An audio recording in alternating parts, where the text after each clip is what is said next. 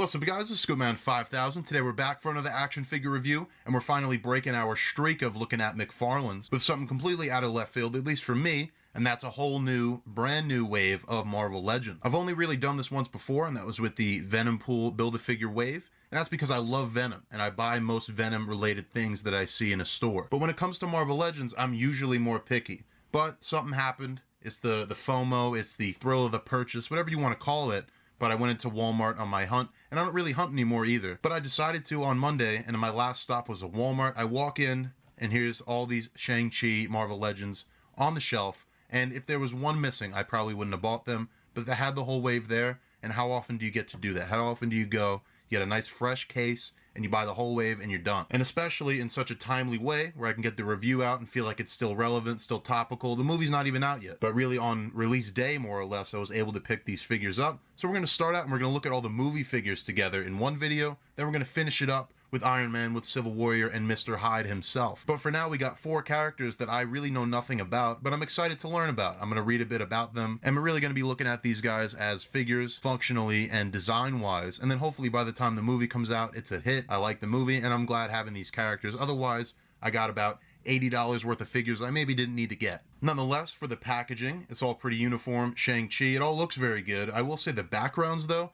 I really wish that was like a yellow or a red, because those white backgrounds, they really make the figures look plain. And a nice background really does change the packaging a lot. But other than that, all looks pretty good. We got Shang-Chi himself. We got the Death Dealer, who I'd imagine is the villain, obviously. We got Xialing back here. And then we got Wenwu. And I hope I didn't butcher any of those names, but they all look like very good figures, and especially for MCU Marvel Legends, they seem to be getting better and better. I did also see the Target exclusive figure. It was Katy or Katie, but I didn't pick that one up because it doesn't have the Build-A-Figure. If the movie comes out and I love it, I'll track that one down, but for now, I think I'm Shang-Chi'd out. On the sides, you see some nice render artwork style. These are kind of concept art based, but they all look pretty good. And then you're going to be seeing the descriptions for each character, as well as the Build-A-Figure layout. And I'm going to read these before I actually review them, hopefully get a bit of a background on these characters. But other than that, that does just about cover the Shang-Chi wave packaging. I don't know what order I'm going to go in here, but we're going to be taking a look at all 4 of these guys, so stay tuned. And here's Shang-Chi himself out of the packaging. We got 4 figures to look at, so we might as well start with the main character, the star of the show here, Shang-Chi. So for his accessories, he's got some kind of snapping posed hands. These might have something to do with a martial arts pose, but to me they look like he's snapping. Then he's also got a pair of like clutching hands with the palms out. Again, these are great for posing him in a martial arts, a Shaolin pose. And then he's got also a pair of gripping hands. Those are the default ones, and those are going to be used for his staff, which is simple, but it's a nice enough piece. You got some sculpting around the handles, and it's got the dual colors. And he's also included with the left arm for the Mr. Hyde Build-A-Figure. And that's just the beginning. All these characters come with tons of hands, tons of accessories, and they're really cool. They're going to be really cool for figure photography. People that are a lot more talented than me, they can get some really cool poses out of these guys. And so these are going to be interesting for me. I don't know anything about Shang-Chi. It's Marvel, obviously, so I trust it. But usually I like to buy things based on properties I'm very familiar with, that I'm a fan of. And I can't say that for Shang-Chi. And on top of that, these figures look incredible. I haven't seen the movie yet, but from the screenshots and from the trailer and all that, these look like they jumped right out of the screen, and combine that with the pretty decent posability, especially on Shang-Chi himself. The other ones have some issues, but he's very posable. He's very good. But we'll get into all that in a little bit. For now, we got to look at his head sculpt, and really impressive stuff. Great likeness to the actor. I think the only better likeness is actually on Wenwu, but Shang-Chi himself is no slouch either. So that's a pretty impressive head sculpt right there. And then we move down to the rest of him. He's kind of got this like red outfit, uniform. I don't know what you'd call this type of shirt, because it looks like some martial arts, some Chinese gear, but it also looks Marvel. It also looks futuristic and armored up in a way. So in that way, they did a good job of like translating the Shang-Chi character into MCU. They always do that well. But some really nice details here. The reds are actually slightly different. I don't know if that's a wash or if that's a different color of paint. And then you have all these black lines outlined here, and they're all very cleanly painted, very well executed. And there's a texture over the whole figure that kind of makes it look like it's made of some kind of armor material. You got some more designs on the shoulders here, the rolled up sleeves. On the back, there's some black details, but really nice sculpting and really nice texture work all the way around. Even like something when you turn the torso, I was concerned this would look a bit disconnected, and it's really not the end of the world. I've seen way worse splits when they kind of break up the torso like that. this really isn't the worst. Other than that, he's very basic for the rest of him. He's got these pants that also have a nice texture to them. I can't tell if these are reused from somewhere, but they seem like maybe they could be. And then he's got, looks like just some sneakers down here with some white soles on them. And it's a bit splotchy. The paint here isn't the best for the white soles, but I guess they're on the bottom of the figure. Who really cares? He looks very good. For the most part, I would say from head to toe, but maybe from head to leg is more accurate. To go over his articulation, I think that's important for a martial arts fighting character. With that, his head is moving up that much. There's kind of some gapping going on when you kind of rotate the head this way. There's two ball joints, bottom of the neck and top of the neck, but it is allowing for some pretty decent movement, and the tilt is pretty impressive too, which I guess that's really good for certain fighting poses. Obviously, he's got the ab crunch. It's going back pretty far and forward pretty far as well, but it's kind of ugly. It kind of makes like an angle right here. He does not have any butterflies, which I'm kind of surprised. It almost looks like the design allows for it. Maybe if they move these shoulder pauldrons just out a little bit, you could fit a butterfly in there for sure. That was really the main focus of that comic book Shang-Chi, was just getting him in certain fighting poses. I think they've done that for the most part here. The waist swivel, like I said, that's going all the way. It splits out pretty decently. This is blocking it a little bit. Going back that far, forward that much. The upper thigh cut is there. The double jointed knee is a little tight, but it's going all the way back. And then he does have the hinges at the foot and then the ankle rocker as well. That just about covers Shang-Chi, so now let's go ahead, let's do some comparisons. And for your comic figures, you have Wolverine, who's obviously going to be shorter, and you have Spider-Man, who's more of that standard, like 6-inch scale. And then for MCU, here he is with Iron Man and Captain America from Endgame. That Captain America figure is way too short, so if any scale is off, it's definitely Cap's fault and not Shang-Chi. I think this all works out pretty well. And then here he is with Thor, who's way too tall, and the Scarlet Witch. And here is Xialing, and I'm reading the back of the boxes here. Like I said, I don't know anything about Shang-Chi yet, but apparently this is his estranged sister. They haven't really met, or they haven't seen each other, and she's come in this movie, and they have to fight Wenwu, their father, and the Ten Rings client. For Xialing's accessories, she's got a pair of some open hands. These are great for posing. She's also got two fists that are going to be very good for that. And then these are the unique pieces. It's like she's going for the Cobra. And then she's also got a singular gripping hand, and that's used to hold her rope with the kunai blade attached to it. And she also comes with the big torso for the Mr. Hyde Build-A-Figure. And that leaves us with Xialing, and if I don't know anything about Shang-Chi, you can bet I don't know anything about her. But again, we're just going to go over it as a figure, more or less. So the likeness here, when I look at the actress and I look at this, it's not perfect, but it's decent enough. And I think if any figure was going to be like a peg warmer, it's probably this one. And usually just female figures don't do as well, but also in terms of the design, because she has the simplest design out of all of them. And obviously that's not Marvel Legends' fault, that's the movie's fault for kind of not giving this character that interesting of a design. It's basically Shang-Chi's design, but with a white shirt, so she doesn't even get a nice color to pop out. But other than that, most of the things I said about Shang-Chi can apply here. The nice texture on the shirt. It's a very nicely sculpted figure, at least I would say, from the torso up. She still suffers from what a lot of female figures do, and that's just limiting the articulation. But she's probably the character I have the least to talk about, and especially in terms of the design here. So we'll go right into that articulation. And with that, the head sculpt, that looks up pretty decent, and it's looking down, and also some very good tilt here. The one advantage these female figures have is the ball joint at the torso. I mean, look at that range of movement.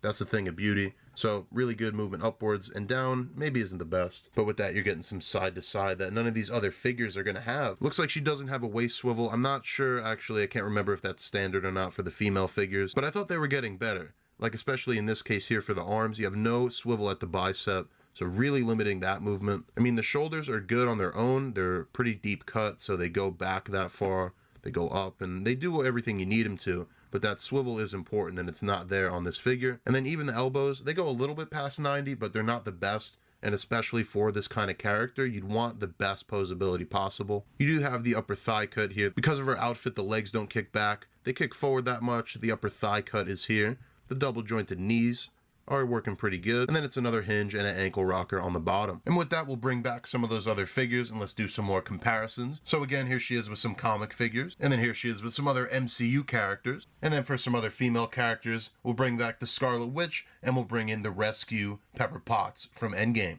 And here is Wenwu, and he comes with a pretty decent amount of accessories as well. So he's got a pair of fisted hands. He's also got some martial arts posing hands. And then finally, he has the gripping hands, and those are used for his hook sword. This is straight out of Cabal's moveset. But I actually had trouble posing him with the hook sword because he doesn't have up and down hinges on the wrists. And also, whenever you look up hook sword, try to look up different poses, usually it's two, like Cabal does in Mortal Kombat. But in this, you just get one. And then also he's coming with the right arm and the cane for Mr. Hyde. But other than that, here is Wenwu, otherwise known as the Mandarin, the true Mandarin of the MCU. And I guess the Mandarin, the 10 rings that we saw in Iron Man 3 was just imposters. They were just using that name. But this 10 rings, this Mandarin, apparently, according to the back of this box, has been lurking in the MCU the whole time. And we'll see how that goes. It's always kind of weird when there's a character and they say, we've been here the whole time. So we'll see how well that's executed in the movie. But I will say the figure itself is very well executed. I'm not sure who my favorite figure in the wave is. I think I'm just going to go with Shang Chi. I think he's the best overall figure. And maybe the Death Dealer is more interesting of a design. But this figure's no slouch either. We'll look at the head sculpt again. And like all these, pretty good likeness on this. And also the hair is sculpted well. All of that is pretty top notch. And then the rest of him, he's probably the most intricately sculpted when it comes to his actual torso here. He's got some real armor going on here, or different pieces, different layers, and then that's moving down into this kind of, I don't know exactly what to call it, but it's just some armor that's going kind of on the lower torso here. And then that itself has a belt around it, and then a cloth that goes around, and that has some great pattern going on, and that's printed very well. And I'm noticing now too on the forearms, he's wearing 10 rings. He's got 5 on each side, and those are all painted pretty well. You can see some skin tone kind of on these sides here, but that does get the job done. The legs even seem unique. There's like different pockets. These are almost like military styled pants. And then for the boots, there's even a little bit of detail painted on, some silver kind of accents on the tops of the boots, and that goes to the back as well. And for the articulation of Wenwu the Mandarin, it's all pretty decent. It's weird in some spots because of these overlay pieces, but for the most part, it's pretty good. The head's pretty similar to Shang-Chi. Little gap there when you look down, and you do get a decent tilt. Here we get a torso on a ball joint, and you can just see how much better that is in comparison to an ab crunch, and I also think it looks more natural. Here you can see it doesn't go back that far, but forward is actually better, which is kind of a rare thing. The shoulder's going to rotate, the upper bicep cuts there, the double jointed elbows, and then the hinges and swivels at the wrist. The legs is really where it gets shoddy. They don't really split out because of this overlay. They don't kick back because of it, or forward that much either. The double jointed knee even, you can kind of make it work, but you're going to be warping this piece. Definitely could have had a boot cut, but it doesn't seem like he has one.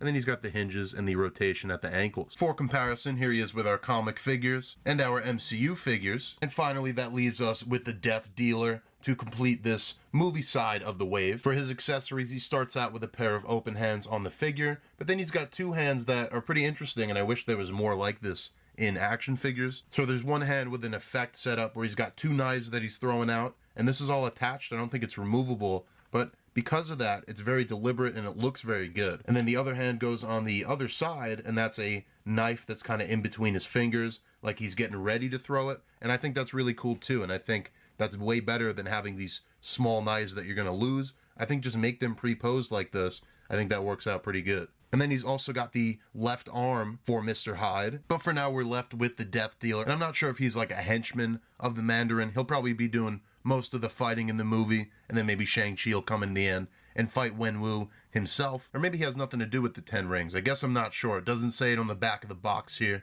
so I'm kind of in the dark on this character completely. But in terms of design, by default, I think he's the most interesting. He's got the face paint, the covered up half of his face, the robes are interesting, the knives, the armor, all of that is very cool. So for the head sculpt, I don't really have an actor likeness to go off of here, but it does look very good. If anything, the face paint here, it's very bright and it's very clean. I think it doesn't necessarily look like face paint. I think this should be more like an off-white, or maybe you could see some skin tone through it. But again, it's a $20 action figure. Maybe that's too detailed for something like this. Or maybe it's a mask underneath. I guess I can't really tell. But then for the rest of it, he's got like a ninja mask covering most of it on his face. And then on the top, he does have a ponytail sticking out with a red band going through it, and that's painted cleanly. Underneath, it looks like he's got some sort of a chainmail armor, and it is sculpted down there. I mean, I wonder how far that goes. But for the rest of it, he's just got this blue robe kind of cast over the whole figure. It's a rubbery overlay, but you can already tell that's limiting basically any articulation in the middle here. And I look at this character, and I think that he needs to be posed. He needs to be fighting, and I don't think you're going to be able to accomplish most of that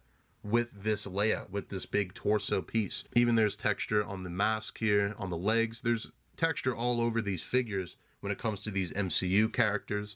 This orange goes around all the highlights of the robe here on the bottom, and then where it folds over. And that looks pretty good. On the back, you see some knives. These aren't removable, but these are just kind of something he could, you know, pull from the back, and then he'd be throwing them. I guess that's his thing, is that he throws knives based on all these accessories. The belt itself is sculpted very good. You can see some details on the side here. The gauntlets here armored up, and it's got that pearly silver that I'm not a fan of, but it looks all right. It's kind of used sparingly here, so it kind of gets a path. The hands also have some little gauntlets on them. There's little bandanas tied up here, and these look like maybe they're articulated. No, they're not, but they are separate pieces. There's actually some red underneath the robe here. That's a nice touch that maybe they didn't have to do. So that's, I guess, extra mile. He's got some silver knee pads, armor, and then he's also got a logo here on his boots. But that does just about cover the aesthetics of the Death Dealer. So now for the final fourth figure, let's do some articulation. For the head, he's looking back pretty far. He's coming off the peg, actually, so that much is pretty much the max before you start ripping his head off.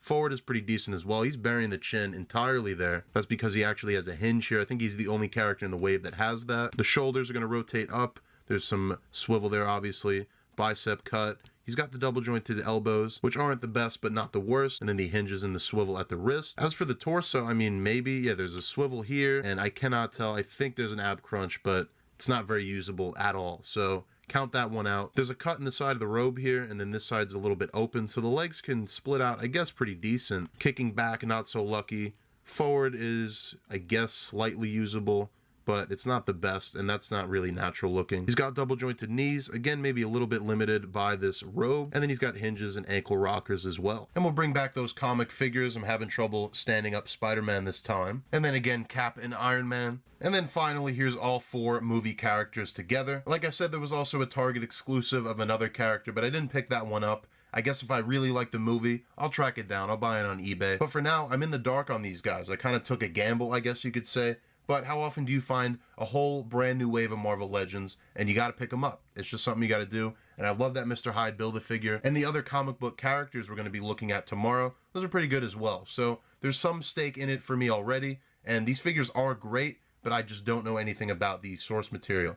But a martial arts MCU movie sounds very cool to me. So again, hopefully I like this movie, but I guess I don't know until it comes out, whenever it does in a couple months. But I guess if you're some kind of fan of Shang Chi from the comics, I don't know if he's been in maybe some TV shows or cartoons, or if you're just interested in some good looking action figures, if you're an MCU diehard, whatever it is, these are there and they're available for you. They seem to be very good with distribution. They all came out pretty much on the same day, and a lot of people found them, including myself. They're on pretty much every online retailer, so overall, a very good job on that end. It's just a shame that it's something that a lot of us don't have attachment to, at least yet. Maybe when the movie comes out, it'll be a smash hit, and I'm sure it will be at least a little bit successful. Obviously, it's a Marvel movie. But for now, I like these figures a lot, and for something I don't know anything about, that's a good sign. So maybe the figures will have me rooting for the movie more, and maybe I'll like the movie more because of it. But let me know what you guys think of these figures. Do you think it's weird to maybe buy figures before you've seen a movie? Anything like that. Usually I don't do that, but again, special circumstances here, I guess. You're going to want to stay tuned for tomorrow or sometime this week when I post the rest of the wave. That's the Civil Warrior from Contest of Champions, the classic Iron Man, or the AI Iron Man, I guess you could say. And then we're going to be putting together and assembling, reviewing the Mr. Hyde Build-A-Figure all in the same video. So those 3 characters will be going up. But for now, thanks for watching this one. As always, I'm going to be taking some figure photography, and you can see my library on Instagram, scoopman_5000. But that is going to do it for this video. So thanks for watching. I'll see you guys in the next action figure review.